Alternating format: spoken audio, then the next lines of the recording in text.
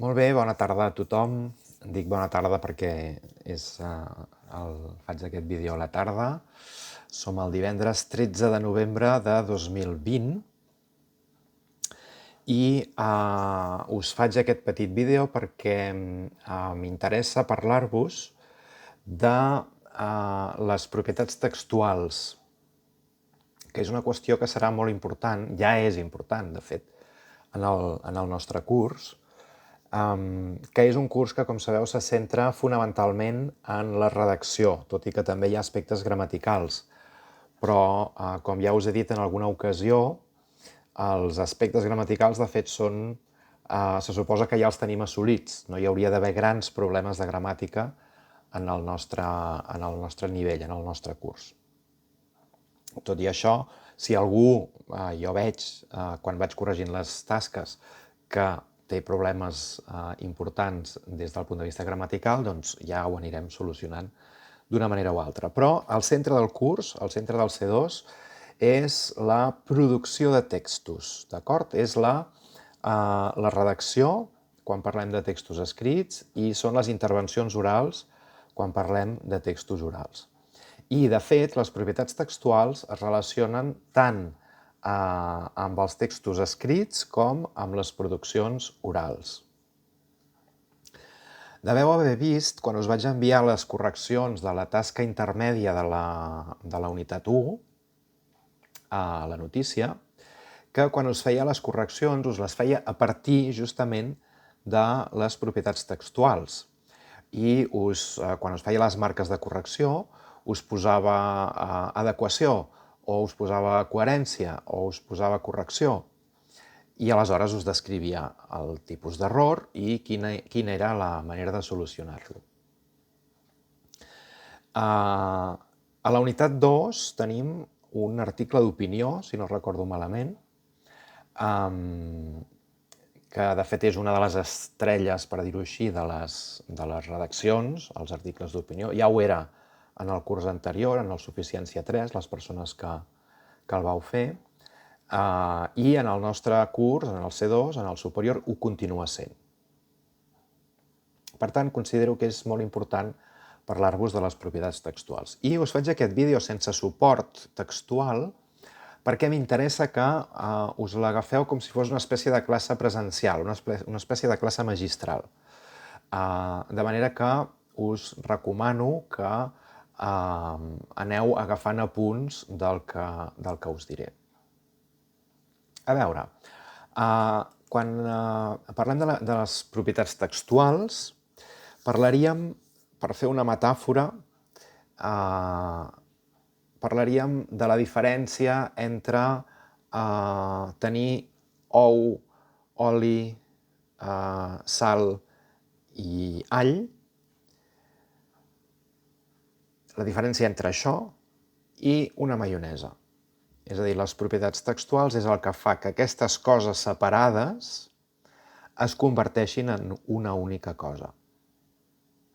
I això és molt important tenir-ho present, perquè moltes vegades comencem a redactar, comencem a escriure sense haver planificat gaire, sense plantejar-nos res que es relacioni amb aquestes propietats textuals, i aleshores passa el que passa. A veure, les propietats textuals són 5. Tradicionalment són 3. Si mireu algun manual de redacció, veureu que parla fonamentalment de 3 propietats textuals, que són adequació, coherència i cohesió. Aquestes són les clàssiques, les canòniques. Amb una companya vam fer un llibre del nivell superior, deu fer cosa de 3-4 anys, i en aquell llibre n'hi vam incorporar 2 més de propietats textuals. Hi vam incorporar la correcció i hi vam incorporar la sofisticació. Per tant, des de la nostra perspectiva, parlarem de 5 propietats textuals: adequació, coherència, cohesió, correcció i sofisticació. Com que tampoc no em vull allargar massa, aniré per feina. L'adequació. A veure, l'adequació és el que té a veure, diguem-ho així, amb el context en què es dona l'acte comunicatiu. Les paraules claus de l'adequació serien el tema, seria el canal, si és oral o escrit, seria el grau de formalitat o el registre, seria la intenció o la finalitat del text, és a dir, què vull que la gent faci un cop hagi llegit el meu text. Per tant, també té a veure amb el destinatari i també té a veure amb el respecte de la tipologia textual. Tots aquests elements contextuals configuren la propietat textual de l'adequació. Si a mi em demanen una notícia i opino,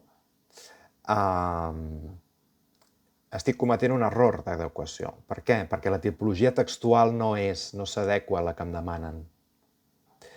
En una notícia, la finalitat no és opinar. La finalitat és, en principi, després el lector pot opinar a partir dels fets que llegeix, però d'entrada, en principi, la finalitat de la notícia és exposar d'una manera, en principi, insisteixo, objectiva, uns fets, d'acord? Per tant, és molt important el respecte de la tipologia textual. Quan us indiqui errors d'adequació, per l'experiència que tinc fent aquest curs, la majoria de vegades els errors d'adequació que hi ha són errors de registre lingüístic, de salt de registre. En general, en els textos que hem de produir en el nostre curs, el registre ha de ser un registre neutre, dintre de la formalitat, però ha de ser un registre neutre. Evidentment, no ha de ser un registre col·loquial, no puc dir ni escriure he tingut una idea, no puc utilitzar, per exemple, el verb fotre, això fot 4 anys que dura, no puc utilitzar formes molt col·loquials, molt de català de carrer, del tipus tinguessi, per exemple. Tot això serien errors de registre, perquè impliquen, en aquest cas, un salt de registre cap avall. Però alerta, perquè moltes vegades, per no voler rebaixar excessivament el registre, ens passem de frenada i aleshores ens passem per la banda de dalt. I comencem a utilitzar paraules que no utilitzaríem normalment, mai, en cap context, excessivament cultes, excessivament formals, el no gens menys, el llurs o el llur, l'àduc, el vers, en lloc de dir cap a. Per tant, això també ho hem d'evitar. Ens hem de mantenir sempre en un registre neutre.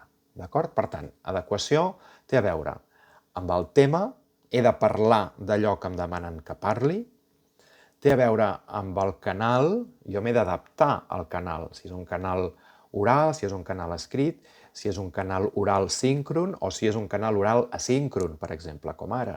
Jo ara estic parlant, però de fet no estic parlant amb ningú. Però sé que després vosaltres m'escoltareu. Per tant, jo això també, a l'hora de produir el meu discurs, ho he de tenir en compte.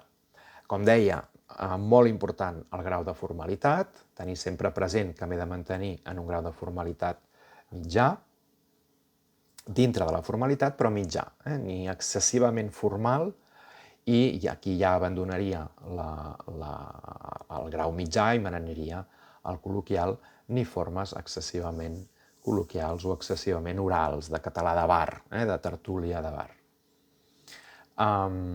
La intenció o la finalitat, si he d'opinar, si he d'exposar, si he d'analitzar, si he de valorar, tot això també forma part de l'adequació. He de tenir en compte el destinatari, no és el mateix si el destinatari és un públic expert que si és un públic general. No és el mateix si és un text o una producció oral, això és igual, que s'adreça a un auditori molt ampli o que s'adreça simplement a un grup reduït de persones. Tot això ens condiciona l'adequació. I, naturalment, de bracet amb tot això, el respecte de la tipologia textual. La segona propietat textual és la coherència. La coherència té a veure amb el contingut. La paraula clau de l'adequació seria el context. La paraula clau per la coherència és el contingut. i té a veure amb la quantitat, la qualitat i l'estructuració de la informació. Té a veure amb la jerarquització d'aquesta informació, en principi, en general, la informació més general, la informació més rellevant se situa al principi i la informació més secundària se situa cap al final. La progressió temàtica. Us faré un altre vídeo més endavant parlant-vos de la progressió temàtica. La progressió temàtica té a veure amb com jo faig avançar el text. I per tant evito donar voltes constantment sobre el mateix i repetir, repetir, repetir. Progressió temàtica significa això, progressió. Faig avançar el text. Hi ha una informació coneguda i sobre aquesta informació coneguda jo aporto una informació nova. Té a veure també amb la relació entre les idees, que hi hagi una relació lògica, que hi hagi un cert lligam coherent, per això se'n diu coherència, entre les idees que vaig exposant al llarg de la meva redacció o de la meva intervenció oral, perquè insisteixo que això s'utilitza en els dos tipus d'exercicis. Té a veure també amb la reiteració o amb la reformulació d'idees ja exposades. I també té a veure amb la no contradicció. Si jo començo un article d'opinió dient que la meva opinió és que jo sóc favorable a l'eliminació de l'ús dels combustibles fòssils per reduir l'impacte en el medi ambient i acabo dient que bé, tampoc és una qüestió tan important que s'utilitzin combustibles fòssils, doncs aquí tenim un problema de coherència, perquè he dit una cosa i després acabo dient-ne una altra, que de fet és la contrària. Per això se'n diu contradicció. En principi, perquè un text sigui coherent, la informació ha de tenir tres característiques. Ha de ser informació rellevant, ha de ser informació estructurada, és a dir, que les idees es desenvolupen en un ordre lògic, i ha de ser una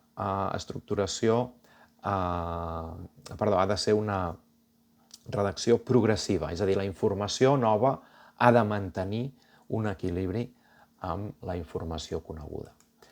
Si hem fet una bona planificació del text, i això en aquesta unitat 1 ho heu fet, perquè heu treballat el guió, si hem fet una bona planificació del text, en principi no hi hauria d'haver grans problemes de coherència. D'acord? Els problemes de coherència acostumen a produir-se quan començo a escriure a raig i no planifico en absolut el que diré. Aleshores és quan comencem a tenir segurament problemes de coherència.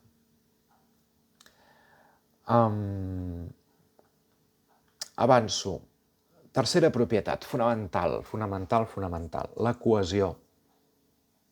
El 90% d'errors de les intervencions orals i sobretot de les escrites del C2 són errors de cohesió textual. Aquí, les paraules clau. La cohesió té a veure amb la forma. Torno a repassar. L'adequació té a veure amb el context, la coherència té a veure amb el contingut, la cohesió té a veure amb la forma. La cohesió, com el seu nom indica, és allò que ens lliga les diferents parts del text, entre elles, però també internament.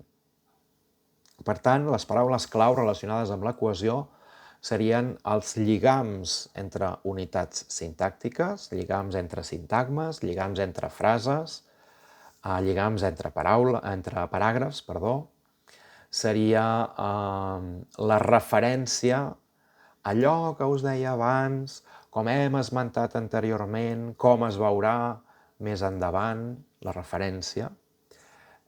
Evidentment, també la referència no només semàntica, és a dir, no només pel que fa al significat, sinó també la referència gramatical.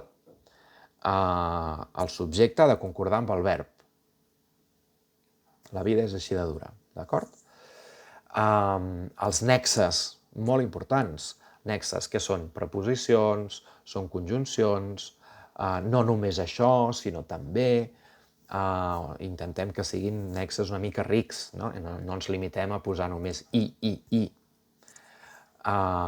Adverbis, locucions adverbials, connectors d'ordre, En primer lloc, en segon lloc, finalment, connectors de lligam lògic, per tant, en conseqüència, atès que la puntuació fonamental, i farem un capítol a part, no ara, perquè ja he dit que no em volia allargar gaire, però farem un capítol a part per parlar de la distinció entre les oracions explicatives i les oracions especificatives, perquè també acostuma a provocar bastants errors. Correlacions de temps verbals. Si hagués sabut això, hauria fet no sé què, per exemple. Tot això té a veure amb la cohesió. De cohesió, a veure, en podríem parlar hores, perquè és un tema que dona per moltíssim. Només amb el món dels connectors ja en tindríem per fer ben bé 4 o 5 sessions presencials d'una hora i mitja, ben bona, per treballar. Per tant, bé, tingueu-los presents. Hi ha moltes llistes de connectors, si només que busqueu a Google trobareu llistes, intenteu que siguin d'una font mínimament solvent, però en trobareu moltíssimes. Avanço. Quarta propietat, la correcció. Aquí la paraula clau és norma. Adequació, paraula clau context. Coherència, paraula clau contingut. Cohesió, paraula clau forma. I correcció, paraula clau norma. La correcció té a veure amb l'observació de la norma gramatical, en principi. Com que nosaltres hem de fer textos formals, tant orals com escrits, no entrarem en tot l'univers a part, que és el col·loquial i que és la pragmàtica, perquè això seria tota una altra... i ens n'aniríem molt de l'objectiu del nostre curs. En textos escrits, quan parlem de correcció, evidentment parlem de correcció ortogràfica, no hem de fer faltes. Fer faltes és greu, i això ho hem de tenir molt clar, però la correcció no es redueix només a posar bé els accents. Té també a veure amb la correcció morfològica, fer bé els finals dels verbs, per exemple, si faig un derivat, que sigui un derivat morfològicament correcte. Evidentment té a veure amb la correcció sintàctica, que no hi hagi anacoluts ni solacismes, és a dir, frases que, entre elles, les parts de les frases no lliguen. Té a veure amb la correcció lèxica, la correcció del vocabulari. No dir barbarismes, òbviament, el bueno, el pues, el vale, el puesto, totes aquestes coses fora. I també té a veure, sobretot quan treballem amb processadors de textos, que és el que fem la majoria ara mateix, té a veure també amb l'ortotipografia. L'ortotipografia es refereix als tipus de les cursives, les cometes, l'ús de les majúscules i les minúscules. Tot això està regulat, tot això està normativitzat. Per tant, no és que segons bufi el vent, això ho posem en majúscula, però ara el vent bufa cap a una altra banda i per tant ja no ho poso més en majúscula. No, hi ha uns criteris. En les correccions ja us he anat posant a algunes persones els enllaços als documents de referència perquè ho tingueu clar quan heu d'utilitzar la cursiva, quan heu d'utilitzar les cometes, quan heu d'utilitzar la negreta, etc.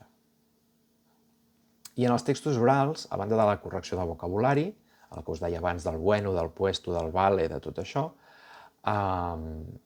hi ha d'haver també correcció fonètica. Ens hem d'acostar al màxim a allò que, quan examinem, en diem desfigurar paraules. És a dir, ens hem d'acostar al màxim a no desfigurar paraules. Què vol dir desfigurar paraules? Desfigurar paraules vol dir allunyar-nos dels trets propis, en aquest cas, del català. Les sordes i les sonores, per exemple. Distingir paraules clarament. Juny, junt, lluny. Aquestes 3 paraules, si no pronunciem bé les elles, acabarem dient lluny a tot. Tant si vull dir lluny, diré lluny. Si vull dir llum, diré lluny.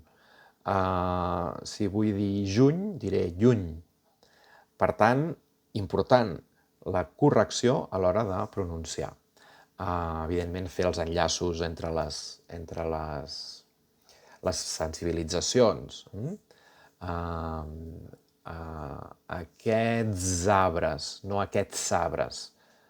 Sonoritzar la S en aquest cas. I també té a veure amb la prosòdia. La prosòdia és l'entonació, és la música, no? Fer les pauses ben fetes quan s'han de fer, acompanyar el que dic amb el to de la veu, evidentment també amb el gest si és una intervenció oral, bé, evidentment en aquest cas és una intervenció oral, quan vull destacar alguna part del meu discurs, doncs l'emfasitzo especialment amb una pronunciació adequada. Té a veure, evidentment, amb la vocalització. Per tant, la correcció en els textos orals se centraria en aquestes qüestions. I per acabar, la sofisticació. La paraula clau o les paraules claus aquí serien expressivitat. La sofisticació té a veure amb l'expressivitat, que es manifesta en el llenguatge no verbal. En un text escrit, el llenguatge no verbal potser ens queda una mica més desdibuixat, però també d'alguna manera hi és. Que sigui un text en què els paràgrafs estiguin separats clarament, en què hi hagi uns marges. Si és un text manuscrit, que hi hagi una cal·ligrafia acceptable i que el text, l'aparença del text sigui una aparença polida. Té a veure amb la riquesa i amb la precisió del vocabulari. No podem utilitzar la paraula cosa per tot. No podem utilitzar el verb fer o realitzar per tot. Es poden utilitzar en determinats casos, no és que no es puguin utilitzar, però la majoria de vegades, per exemple, el verb realitzar hi ha una tendència molt habitual a abusar-ne. El verb realitzar, la majoria de vegades, es pot substituir sempre per un verb més precís, amb un significat més precís. Alguns us posava en les correccions de la notícia. Es pot realitzar des d'una truita de patates fins a una tesi doctoral. Es pot realitzar tot. Sobretot quan després hi posem una nominalització, que és agafar un verb, convertir-lo en un nom. Això són les nominalitzacions, que és un recurs que es pot utilitzar, no és que estigui prohibit, però que s'ha d'utilitzar amb moltíssima mesura, perquè si no tot és realitzar l'aprovació, realitzar la correcció. No, realitzar la correcció no, corregir. Per tant, tinguem-ho present. I després hi ha una altra qüestió que en el nostre nivell és rellevant, que és la genuïnitat. Què vull dir amb la genuïnitat? Amb la genuïnitat vull dir que hi ha expressions o maneres d'expressar idees que, com us diria, des d'un punt de vista estrictament normatiu no es poden considerar incorrectes perquè respecten la norma, però no és la manera com un catalanoparlant de llengua materna ho diria. I això, si no sou catalanoparlants de llengua materna, que la vostra llengua materna és una altra, aquest aspecte evidentment també es té en compte, no? No és el mateix una persona que és obvi que és catalanoparlant que una persona que no ho és. No suspendríem per això de la genuïnitat, però si hi ha alguna cosa, si estem al límit i alguna cosa ens ha de fer decidir si tombem cap a l'aprovat o tombem cap al suspens i la genuïnitat és molt baixa, doncs bé, diguem que no ens ajuda. Bé, he intentat anar molt ràpid, perquè tampoc em volia allargar massa. Ja he dit, en cadascun d'aquests temes ens hi podríem estar moltíssima estona. Només volia apuntar-vos aquestes idees. Us recomano que mireu el vídeo més d'una vegada. Una altra de les raons per les quals l'he fet curtet és aquesta, i que intenteu anar interioritzant aquests conceptes que els anirem treballant molt durant el curs i que els anireu trobant en les correccions dels textos escrits i també dels textos orals.